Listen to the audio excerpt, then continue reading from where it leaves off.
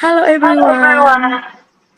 Pada hari ini kami akan mempresentasikan mengenai materi momentum sudut. Sebelumnya kami dari kelompok 2 pada mata kuliah kuantum.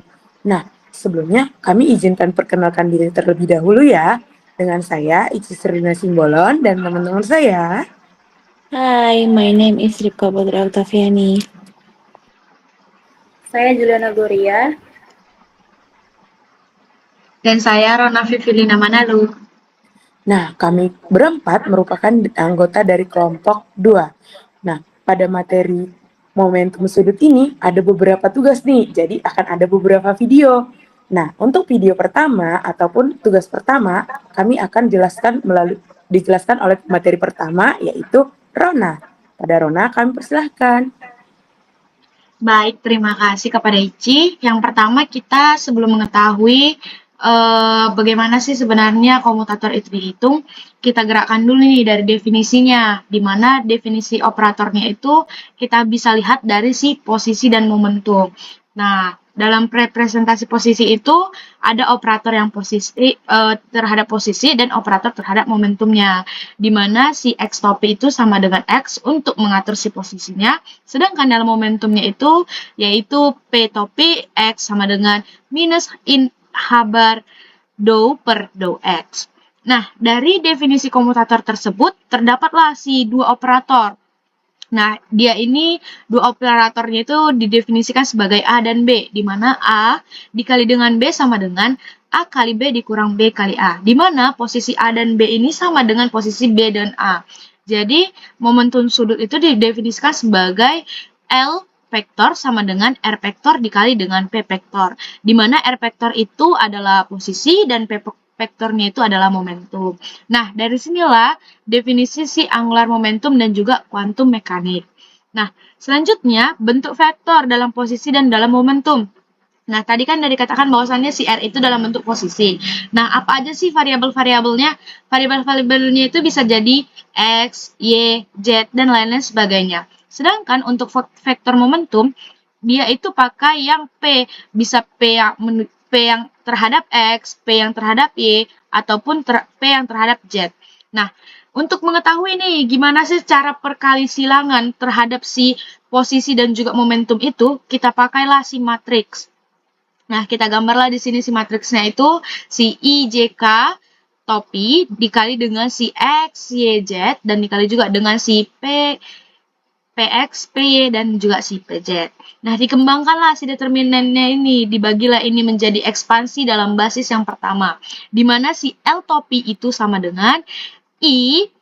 Nah, dibagi nih dalam bentuk si matriks. Kalau dia ditutup si I-nya ini, maka si Y itu dikali dengan si Z, terus si P itu dikali dengan si PZ. Dia akan kali silang. Terus begitu juga dengan selanjutnya, sampai dengan si kulit yang si K.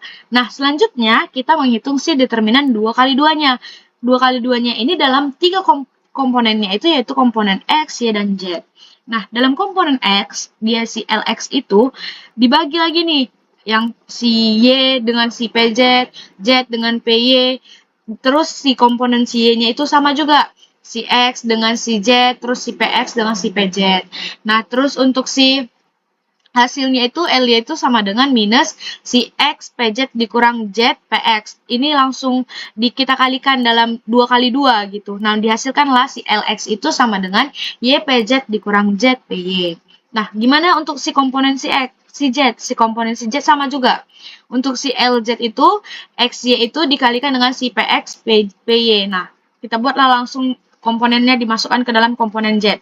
Maka si LZ itu sama dengan XPY dikurang YPX. Nah, teman-teman, dari hasil ini maka ditentukan bahwasannya kalau kita mencari si LZ, berarti yang digunakan si variabel si X dan si Y.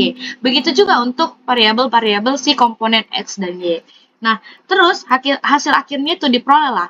Si LX itu sama dengan YPZ dikurang ZPY, LY itu sama dengan ZPX dikurang XPZ, LZ itu sama dengan XPY dikurang YPX. Nah, dalam bentuk vektor lengkapnya itu dijelaskan di dalam bawah ini. Nah, dengan metode determinan tersebutlah kita bisa mendefinisikan komponen sudut dari hasil kali silang yang sudah dijelaskan sebelumnya. Lanjut. Nah, selanjutnya kita akan menghitung si komutator. Kita hitung mulai dari contohnya si LX dengan si LY. Dengan si LX itu kan tadi udah didapat nih, si YPZ dikurang ZPY. Maka si LY itu sama dengan Z-nya itu dikeluarkan, terus PX dikurang dengan si X-nya itu juga dikeluarkan, maka dengan dikali si PZ. Sehingga dihasilkanlah si LX sama dikali dengan si LY itu sama dengan YPZ dikurang ZPY dikali juga dengan XPZ ZPX dikurang dengan XPZ. Nah, selanjutnya kita gunakan sifat komutatornya itu A tambah B kali C tambah D gitu kan. Terus dipisahkan nih si variabel A kali C, A kali D tambah B kali C tambah B kali D. Nah, dihasilkanlah si LX dikali dengan si LY sama dengan YPZ dikali ZPX dikurang YPZX dikali dengan si XPZ dikurang dengan ZPY dikali dengan ZPX ditambah dengan ZPY dikali dengan XPZ. Nah, kita hitung setiap komutatornya. Komutator yang pertama itu si YPZ dikali dengan ZPX. Digunakanlah si identitas A kali B juga dikali dengan si C. Berarti kalau dipisahkan nih variabel si A, maka B tambah C dikali dengan A, ditambah A kali C dikali dengan B. Maka kalau dipisahkan YPZ dikali ZPX itu sama dengan YPZ dikali dengan ZPX ditambah Y dikali dengan ZPX dikali dengan si PZ. Nah, untuk dipisahkan lagi nih setiap bagian pertama, bagian kedua. Nah, untuk bagian yang pertamanya itu si PZ. PZ itu dikali dengan si ZPX. Nah, menghasilkan PZ dikali dengan si Z, PX ditambah Z dikali dengan PZ dikali dengan PX. Nah, karena PZ PX itu sama dengan 0, maka PZ Z-nya itu sama dengan minus dari I habar. Kenapa jadi minus? Karena kalau dia misalnya dipindahkan ruasnya, kan ini kan tidak sifatnya ini kan sebagai komutatif ya, tidak sama dengan 0. Maka dipindahkan si ruasnya itu menjadi minus ke belakangnya. Harus ada di hasil ujungnya itu sama dengan 0, maka dipindahkan ke belakang. Maka hasilnya itu adalah minus I habar YPX. Nah, bagian yang kedua nih, untuk si Y ZPX sama dengan Y kali dengan Z, PX ditambah Z dikali dengan YPX. Karena Y kali Z itu kan sama dengan 0. Sama-sama variabel Y dan Z gitu kan. Maka untuk si YPX-nya itu sama dengan 0 juga. Jadi untuk si YPZ, ZPX itu sama dengan minus I habar YPX. Nah, untuk komutator kedua sama nih. Untuk diturunkannya, sehingga dihasilkan nih Z YPZ dikali dengan XPZ sama dengan 0. Terus untuk komutator yang ketiga, untuk si ZPY dikali dengan ZPX, maka momentumnya itu saling komutatif juga, sehingga didapatlah PY kali PZ sama dengan 0, Z kali Z sama dengan 0, maka ZPY dikali dengan ZPX sama dengan 0. Terus untuk komutator yang keempat nih, untuk si ZPY kali XPZ. Nah, untuk bagian yang pertamanya, sama untuk menggunakan sifat asosiasi yang pertama, di mana variabel A, B itu dikali dengan C. Nah, bagian pertamanya itu PY dikali dengan XPZ sama dengan PY dikali si X, dikalikan dengan si PZ, ditambah X dikali dengan PY PZ. Karena PY dikali X sama dengan 0, berarti si PY kali PZ itu sama dengan 0 juga. Nah, untuk bagian yang kedua nih, untuk yang si Z kali X PZ sama dengan Z dikali X, dikeluarkan lagi si PZ-nya, ditambah X, dimasukkan lagi si Z kali PZ-nya. Maka dihasilkan Z dikali X itu sama dengan 0, Z dikali PZ itu sama dengan I habar. Maka Z dikali dengan X PZ sama dengan I habar, karena kita menggunakan variabel si X, maka digunakan I habar X. Sehingga Z X PZ dikali dengan PY sama dengan I habar X PY. Nah, digabungkanlah semua hasilnya itu, maka mendapatkanlah faktornya itu yaitu LY dikali LX sama dengan I habar XPY dikurang YPZ. Digunakan nih definisi untuk si LZ. Berarti si LZ-nya itu dimasukkan aja tadi. LZ sama dengan XPY dikurang dengan YPX. Sehingga LX, LY itu hasilnya adalah I habar. Karena kita menggunakan si variabel LZ, maka ditambahkan I habar LZ. Dengan cara lainnya bisa diperoleh LY kali LZ sama dengan I habar. Nah, ini teman-teman sama yang baru aku jelaskan tadi. Kalau kita menggunakan si variabel L dan Z, LY dan LZ, maka yang digunakan itu variabelnya itu sama dengan LX ditambah si I habarnya. Nah, kalau kita menggunakan si variabel LZ terus LX, nah maka hasilnya itu ada variabel I habar itu dikali dengan si LY. Nah, untuk selanjutnya itu bentuk umumnya itu ada di layar ini, yaitu LI dikali LJ sama dengan I habar epsilon IJK LK. Nah, komponen momentum sudut itu kan tidak saling komutatif ya, dan itu kan saling-saling berhubungan. Nah, maka inilah disebut sebagai aljabar momentum sudut dalam mekanika kuantum. Mungkin ini untuk penjelasan pertama sebelum kita masuk ke soal, dikembalikan kepada Ici. Oke nih, terima kasih kepada saudari Rona yang sudah menjabarkan gimana pendahuluan sebelum kita masuk ke soal nih. Nah, untuk masuk ke soal, kali ini akan dijelaskan oleh saya sendiri. Nah, kita bisa perhatikan nih, soalnya ada 2 soal yang mana yaitu mengenai boundary condition, yaitu menghitung komutator pada keadaan yang A dan yang B dan yang C. Bisa kita perhatikan soal-soal berikut. Dan juga untuk formula umumnya yang sudah diberikan di persamaan di gambar tersebut. Kita masuk ya ke yang pertama terlebih dahulu. Definisi dasar. Kita harus tahu dulu operator momentum sudut itu apa. Nah, untuk operator momentum sudut yaitu L vektor sama dengan R vektor kali P vektor. Seperti yang sudah dijelaskan tadi di awal. Komponen-komponennya yaitu kalau LX kan dia komponennya Y PZ dikurang Z PY. Sedangkan untuk LY, ZPX dikurang XPZ. Untuk LZ, XPY dikurang YPX. Selanjutnya adalah komutator dasar posisi dan momentum. Yaitu apa? Yaitu XJ dikali PZ sama dengan I habar del lambda IZ. Yang artinya XPX sama dengan I habar. Sedangkan XPY sama dengan 0 dan XPY sama dengan 0. Dan juga untuk XJ, XI dan dikali XJ sama dengan 0 dan PI dikali PJ sama dengan 0. Nah, selanjutnya kita masuk ke komutator posisi dengan momentum sudut. Yang mana? Untuk komutator pertama, seperti yang di soal tadi, komutator pertamanya adalah X dikali L topi X. Nih, kita bisa perhatikan nih. Untuk definisinya, LX sama dengan Y PZ dikurang Z PY. Kita hitung. X dikurang X dikali L topi X sama dengan X dikali Y PZ dikurang Z PY. Yang mana kalau kita pakai sifat A dikali B dikurang C sama dengan A kali B dikurang A dikali C. Dengan X dikali L topi X sama dengan X dikali Y PZ dikurang X dikali Z PY.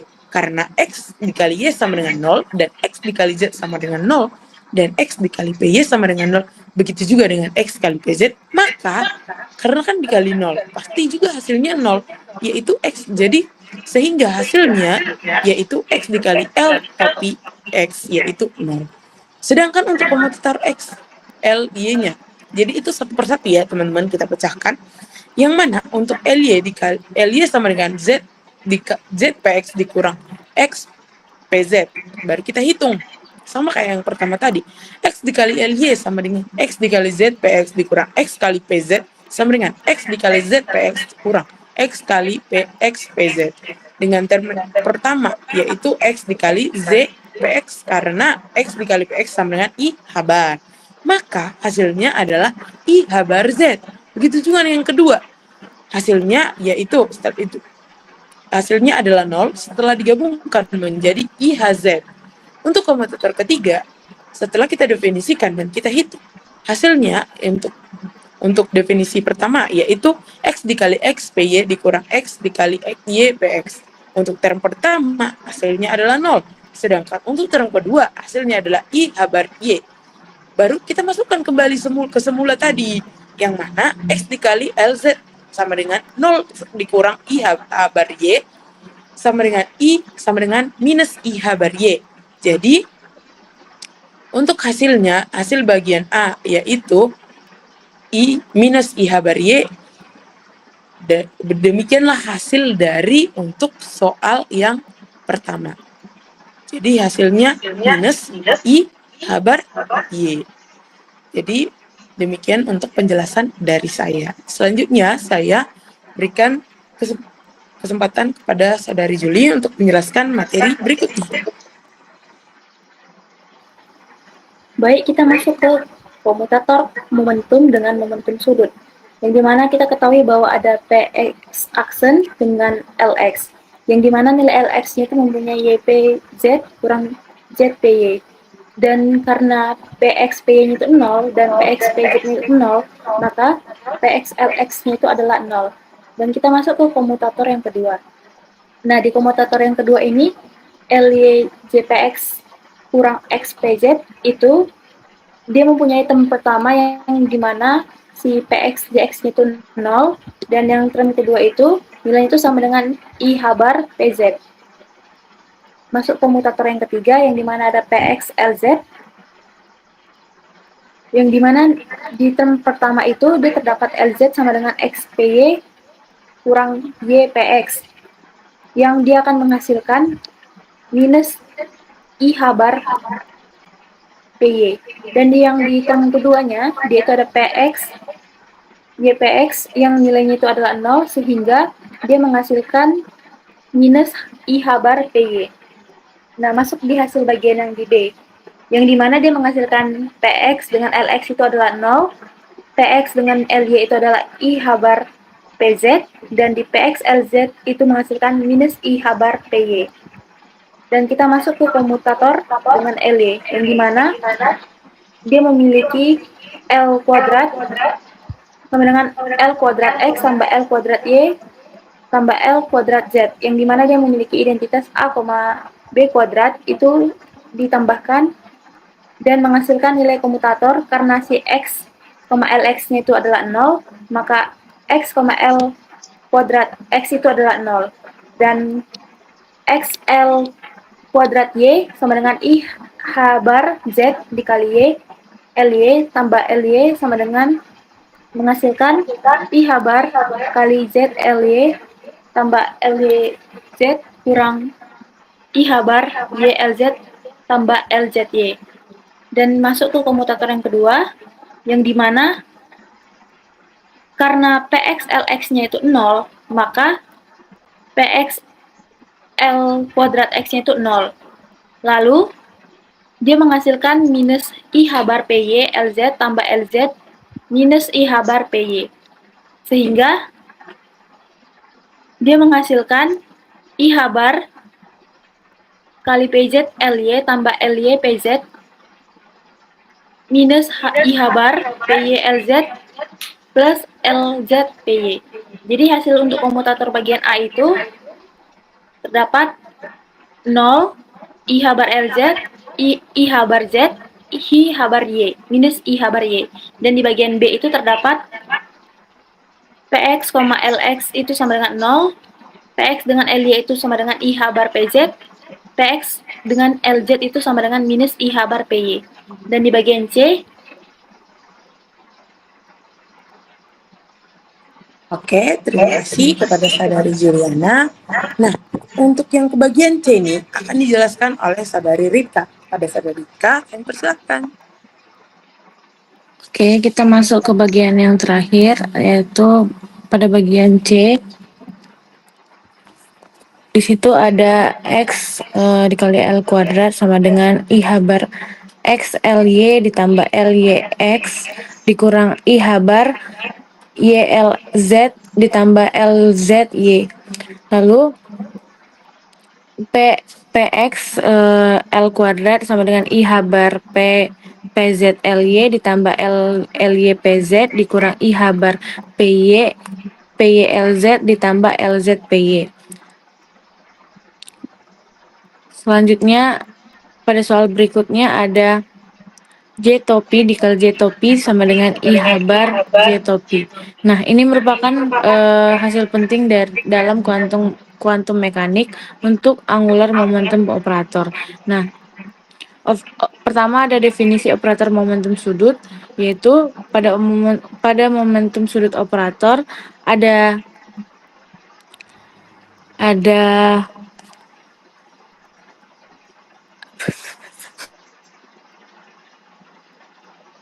J vektor. J vektor sama dengan R vektor dikali P vektor. Lanjut pada dengan komponen Jx sama dengan YPZ dikurang ZPY, JY sama dengan ZPX dikurang XPZ, dan yang terakhir ada JZ sama dengan XPY dikurang YPX. Nah, selanjutnya ada komutator dasar yang digunakan. Jadi pada komutator dasar yang digunakan ini ada komutator posisi dan momentum. Yang pertama yaitu XI dikali PJ sama dengan I habar lambda IJ serta XI kali XJ sama dengan 0, PI dikali PJ sama dengan 0. Yang pertama kita hitung dulu komutator JX aksen JY-nya. Pertama substitusi definisinya. JY aksen JY sama dengan YPZ dikurang ZPY dikali ZPX dikurang ZPZ. Nah, kita kembangkanlah jadi JY aksen JY sama dengan YPZ dikali ZPX dikurang YPZ dikali XPZ dikurang ZPY dikali ZPX ditambah ZPY dikali XPZ. Nah, setiap suku itu terdapat empat suku. Yang pada suku pertama terdapat YPZ aksen ZPX yang menghasilkan min I habar PX. Suku kedua YPZ aksen YPZ dikali XPZ sama dengan 0 karena semua operatornya saling komutatif. Suku ketiga ZPY dikali ZPX sama dengan 0 dikarenakan momentum saling komutatif. Pada suku keempat ZPY aksen XPZ menghasilkan I habar XPY. Nah, selanjutnya pada tahap terakhir kita gabungkanlah hasilnya. JX dikali JY sama dengan min I habar YPX ditambah I habar XPY. Kita faktorkan JXJY sama dengan I habar XPY dikurang YPX, tetapi XPY dikurang YPX sama dengan JZ. Maka JY sama dengan I habar JZ. Dengan cara yang sama diperolehlah si JZ sama dengan I habar JX, JZ sama dengan I habar JY. Menggunakan bentuk umum si simbol Levi-Civita itu. Jadi JJ sama dengan I habar epsilon I JK. Nah, di mana epsilon IJK itu adalah simbol Levi-Civita. Nah, pada bentuk vektor, jika hubungan komutator ini ditulis dalam bentuk vektor, diperolehlah J vektor dikali J vektor sama dengan I habar J vektor. Makna fisiknya yaitu persamaan ini menunjukkan bahwa komponen momentum sudut tidak saling komutatif. Operator Jx, Jy, Jz membentuk aljabar rotasi ruang yang menjadi dasar teori momentum sudut dalam mekanika kuantum.